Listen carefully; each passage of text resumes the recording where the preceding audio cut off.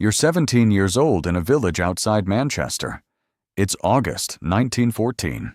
The newspapers say the Germans are coming. The posters show brave soldiers and pretty girls, waving handkerchiefs.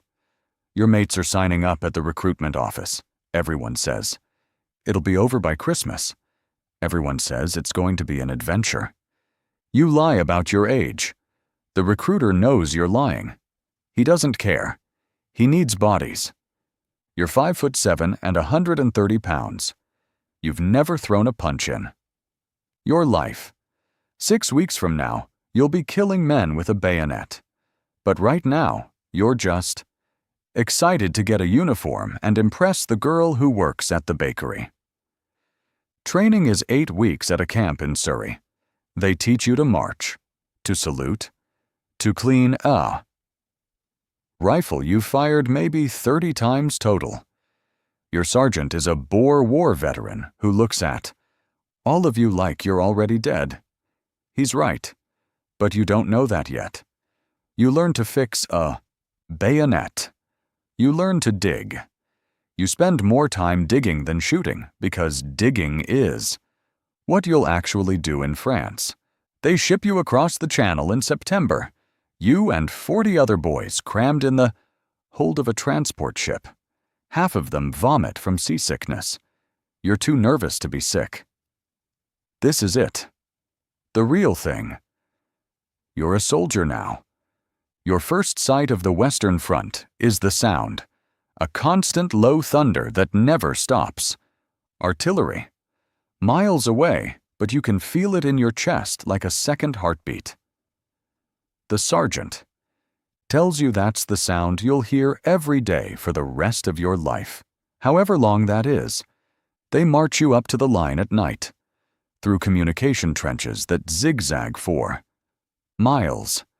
The walls are sandbags and wooden planks and mud. Everything is mud. It's rained. For 3 days straight, and the duckboards sink under your boots. You step wrong once, and your leg goes knee-deep into cold, sticky earth that smells like copper and shit. That smell is your first dead body. You don't see it. It's buried in the trench wall. Just a hand, sticking out, gray and swollen. An officer walks past it without looking. You stare until your mate pulls you forward.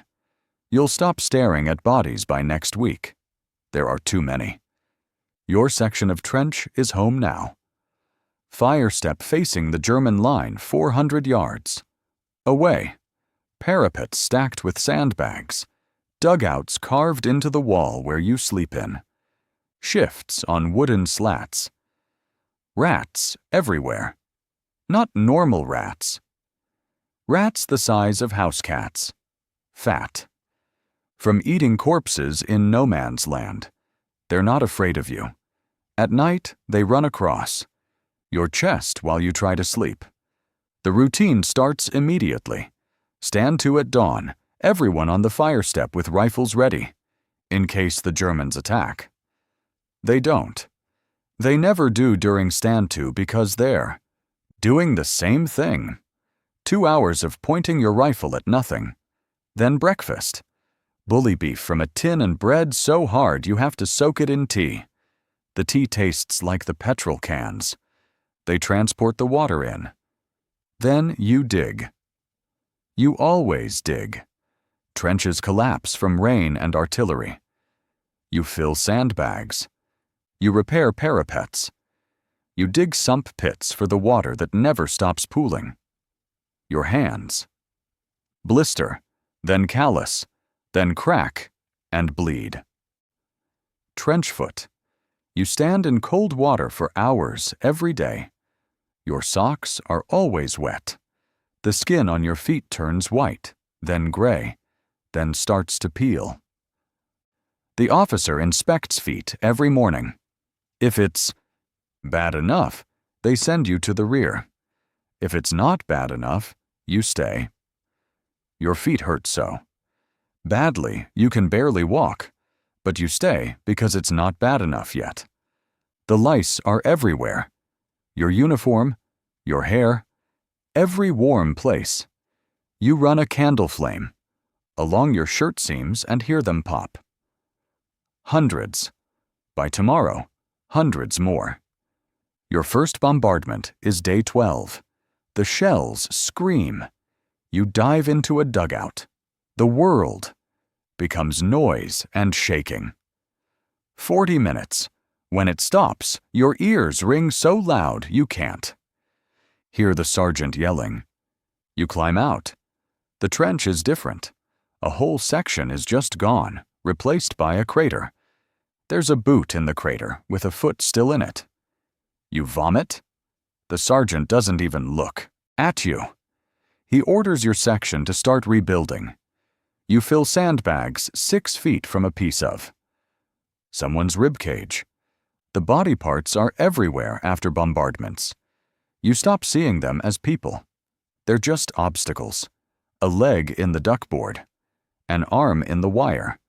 A torso with no head. Propped against the parapet. You move them when they're in the way. You stop moving them when they're not. There's always another bombardment coming that will move them. For you, you fire your rifle for the first time on day 20. German patrol at dusk. You shoot at shadows. The man next to you takes a round through the throat. He chokes and falls. You keep shooting because stopping means thinking. Gas comes on a Tuesday. Yellow-green cloud rolling across no man's land. You grab your mask, a cloth bag soaked in chemicals. The gas reaches your trench. One man was too slow. He claws at his throat, face turning purple. Drowns on dry land.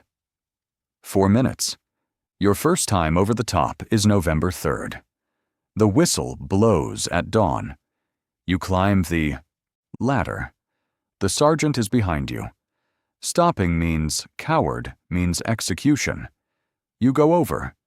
No man's land is shell craters full of water and bodies.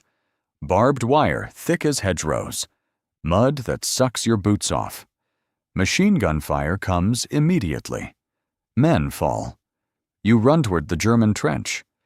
You make it 20 yards before you fall into a crater. There's already a body in it. Fresh, still, bleeding.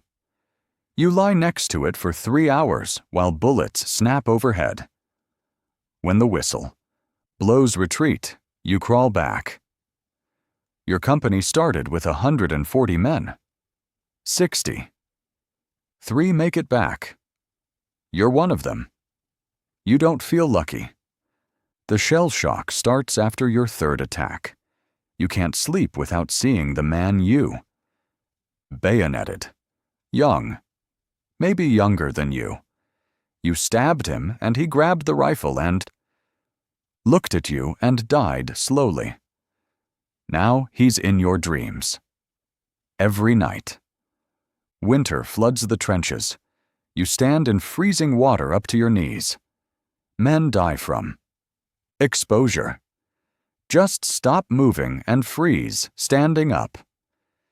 You're 18 now. You've been at the front for 5 months. You've killed at least 4 men. That you know of. Maybe more. You've watched 30 men from your company die. Shells, snipers, disease, gas. One from a rat bite that got infected. You've stopped writing letters. Home, because you have nothing to say that they'd want to read. They rotate you to the rear for 1 week. You sleep in a barn. Real sleep. You eat hot food. First bath in 5 months. Water turns black. You look in a mirror. Your eyes are 40 years. Old. Back to the line. The big push is planned for July. The Somme. 7 days of bombardment. Then July 1st. The whistle blows. The German machine guns survived. They're waiting. First wave gets cut down.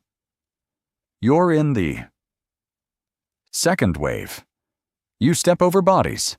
You make it to the wire. The wire isn't cut. Men pile up, while bullets cut through them. You dive into a shell crater. 11 hours.